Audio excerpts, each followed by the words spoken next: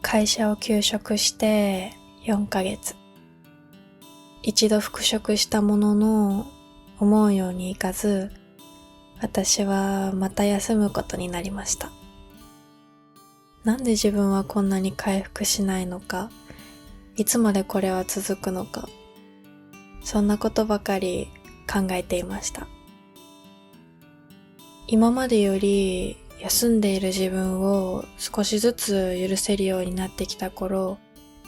今度はこの先どうしようって将来への不安が大きくなりました。お金も必要だし、やりたいこともできることもない。このまま今の会社にいる方がきっと安心できる。でもまた週5で働いて自分の時間を後回しにしながら、もやもやした時間とともになんとなく時間が過ぎていくのも怖かった。かといって好きなことだけで生きていける自信もなくて、私は自分が何をやりたいのかもうわからなくなっていました。皆さんこんにちは、マーローです。今回は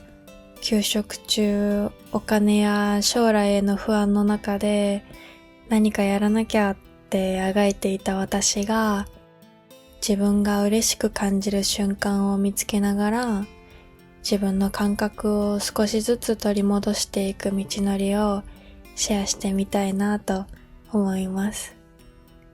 今、会社を休んでいる方や、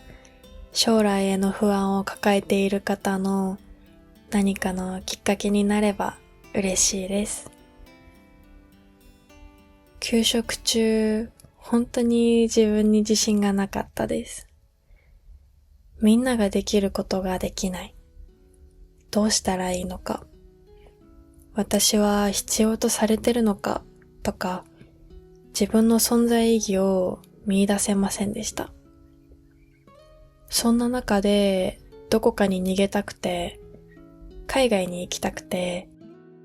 人の言葉から相手の気分や本音を汲み取るのに疲れちゃって、日本人が少なそうな国で、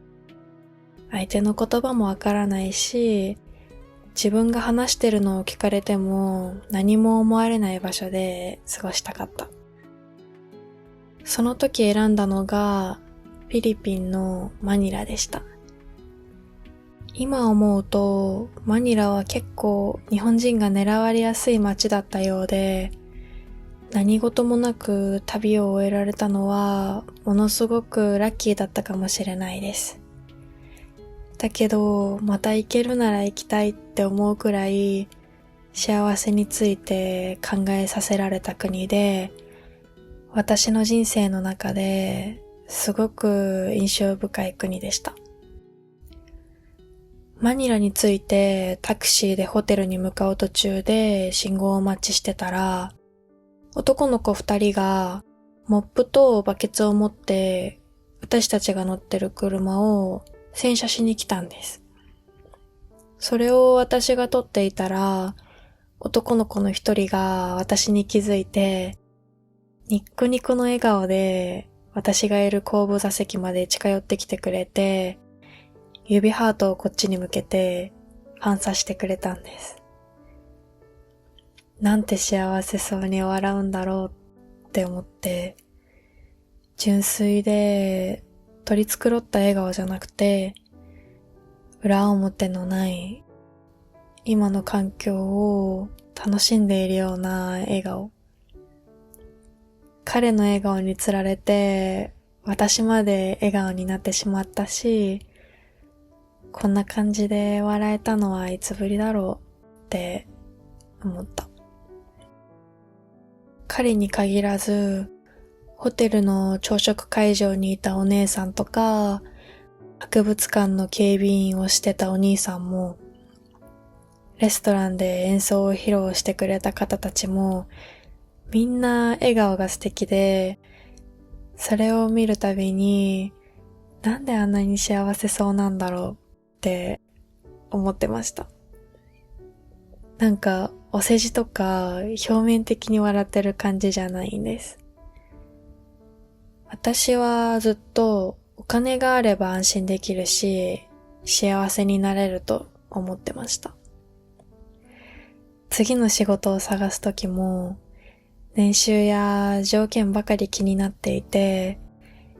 でも、どれを見ても、なんか違う気がするって思ってしまうんです。じゃあ何がしたいのって聞かれても、それもわからなくて、自分が何を大切にしたいのかさえ見えなくなっていました。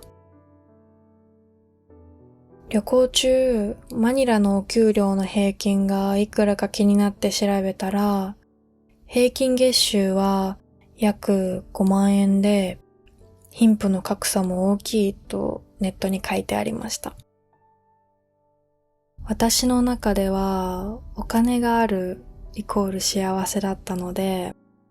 平均月収を知ったとき、余計に不思議だったんです。どうしてあんなに幸せそうなんだろうって。お金もきっと大切だと思う。でも、それ以上に大切な何かを彼らが持っている気がして、その何かが何なのかはうまく言葉にできないんですけど、私はその人たちにすごく惹かれていました。自分に自信がない中で会社を休んで、今いる場所からもっと落ちる未来しか見えなくて、これからのことも考えたくなくて、ずっと止まってる自分を責めてた。でも、私もあんな風に笑顔で働きたいなって、ちょっとだけこれからのことを考えてみたくなってました。私はずっとどうしたらお金をもらえるかばかり考えていました。でも初めて私はどんな時に幸せを感じるんだろうって考えるようになったんです。私はどんなことに嬉しいって思うかなって考えた時に、私は誰かのために働いて、それで相手に喜んでもらうことに幸せを感じるかもって思って、そこから私にも誰かのためにできることってあるのかなって考えるようになりました。そして幸せの形ってどうなんだろうって考えるようにもなりました。だけど答えが見つかったわけじゃなくて、むしろそこから私はどう生きたいんだろうって前より苦しくなった気もします。周りはどんどん前に進んでいるように見えるし、私はずっとその場に立ち止まってる感覚があって、グループ LINE で誰かの転職報告とか、半期お疲れ様会の日程調整をみんながしてるのを見て、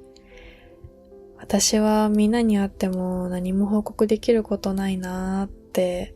思ってしまって、参加不参加を悩みながら苦しくなっていました。何をやったらいいかわからなかったけど、周りが進んでる中で自分もこのままじゃダメな気がして、何か見つけないとってあがいていました。旅行に行くときに欲しい情報がいろんなところに散らばってて探すのに時間がかかったり、こういうサイトあったらいいのにって思ったのを思い出して、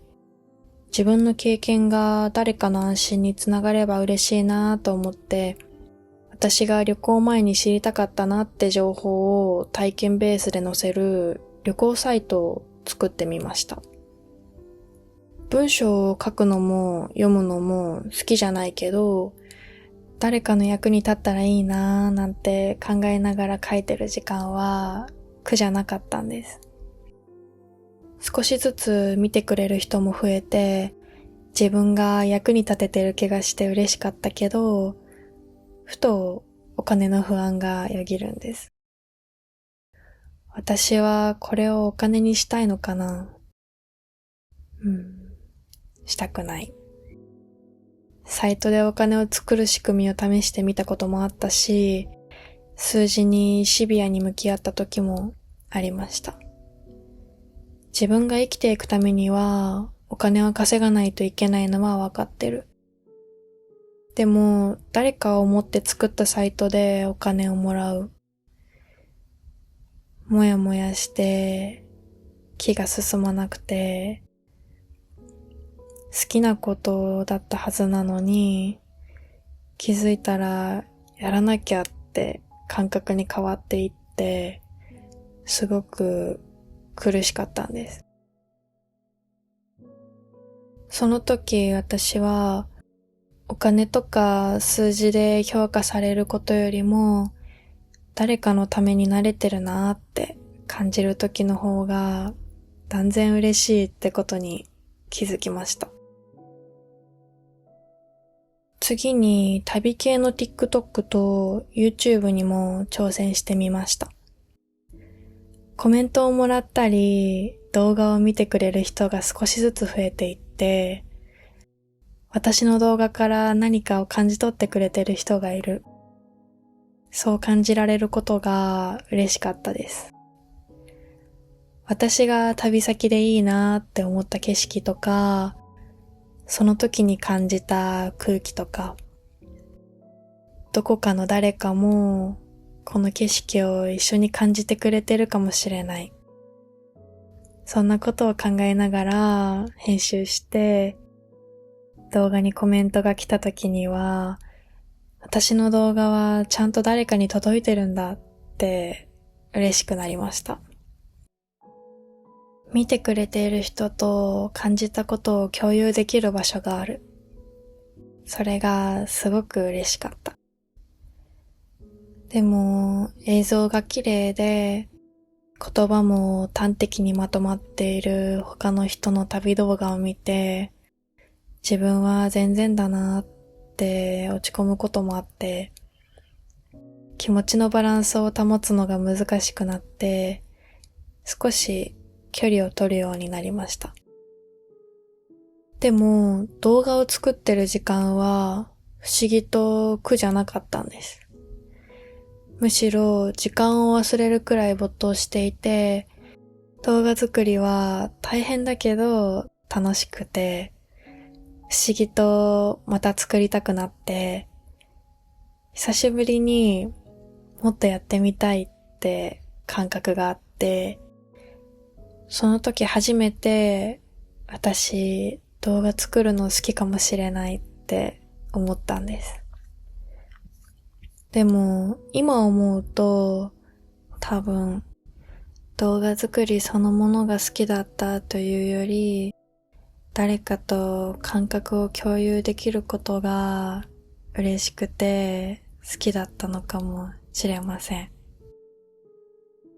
でも誰かの役に立ってる感覚が楽しいって実際仕事にするには難しいんだろうなって思ってて、これまで考えすぎて落ち込む時間を減らすためにいろんなことをやってみて、正社員として会社に戻る前提で頑張れることを探してました。でもあんまり考えないようにしてたけど、会社に戻ってもまた同じように体調を崩してしまう気がしていて、だからといって他に何ができるかもわからなくて、どうしたらいいんだろうって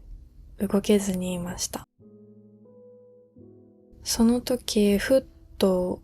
マニラで出会った人たちのことを思い出して、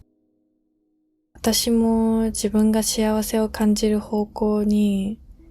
自分の感覚に素直になってみたいって思ったんです。でも何をやりたいのかわからないし、好きなこともわからない。過去の自分を振り返っても、相手とかその場の状況に自分を合わせることが多かったから、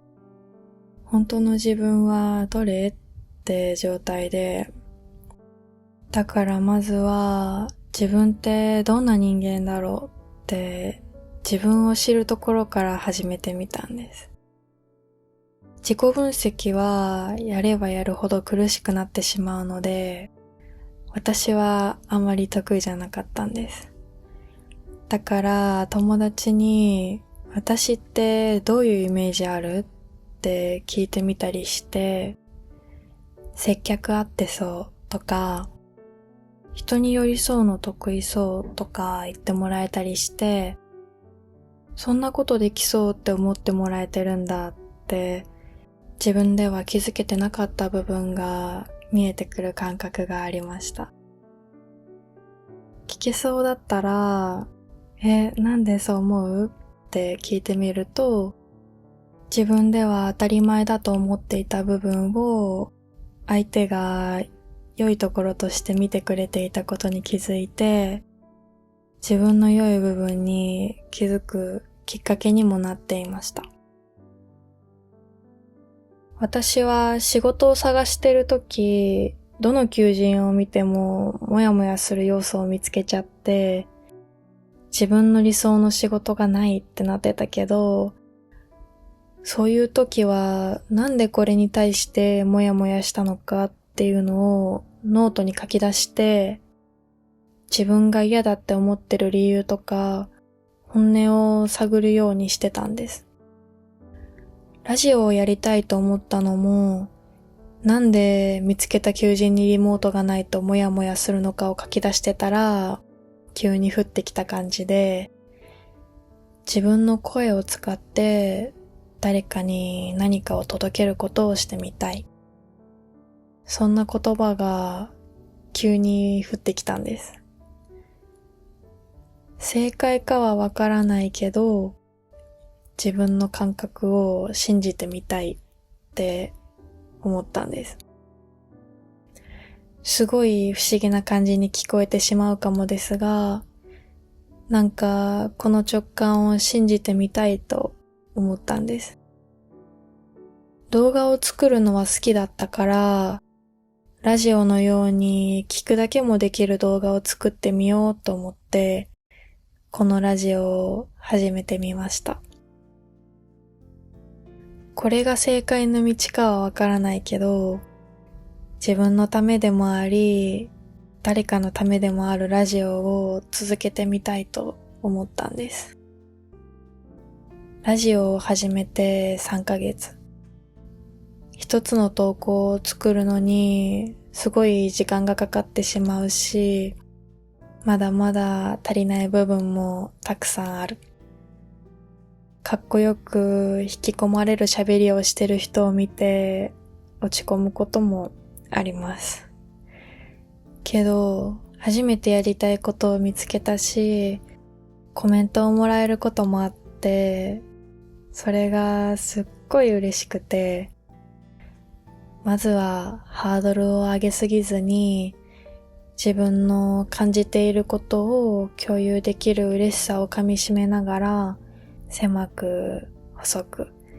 誰かに届けばいいなって気持ちで、一つ一つの動画を上げていきたい。いろんなことを試して、その中に少しずつ自分が感覚的にいいなと思えるものが見つかっていった気がします。正解はわからないけど、迷いながら自分が嬉しいと思うこととか、楽しいって思う瞬間を拾いながら、自分の感覚を信じながら生きてみたいなんて思ってます。やりたいことを見つけたところで仕事のことも考えなきゃいけなくて、そんな時に接客合いそうって友人から言われたのを思い出して、ご縁があって最近ご飯屋さんで接客のバイトを始めました。26歳でバイト。字面だけ見るとなんだか不安な響きだけど、ご飯美味しいですってお客さんに声かけてもらえると、自分が作ってるわけじゃないのに、なんか私まで嬉しくなってしまって、まだ始めたばかりだけど、私ここにいてもいいんだって誰かの役に立ててる感覚がすごく嬉しいんです。ずっとバイトをしてるのかなとか不安がよぎる時もあるけど、その都度自分が心地よく生きられる形を探しながら、小さな一歩を踏み出していけたらいいなって思っています。もう5月が終わって6月に入りましたね。私は5月の前半は調子よく動けていたのですが、まだまだ大丈夫って動き続けていたら、後半急に電池が切れて、心に余裕がなくなってしまってました。心の余裕って本当に大事だなって感じてて、最近私は一日の終わりに静かな時間を作ってみてます。本を読んだり、ストレッチしてみたり、携帯を置いて自分のペースでできることをやるのが最近の楽しみでもあります。皆さんは自分のために作ってる時間ってありますか？気づかないうちに無理していることもあるので、毎日 60% くらいのパワーを使うくらいの気持ちで過ごしていくのが私の理想です。今が朝の人も夜の人も皆さんにとって良い一日になりますように。それでは今日はこの辺で。マロでした。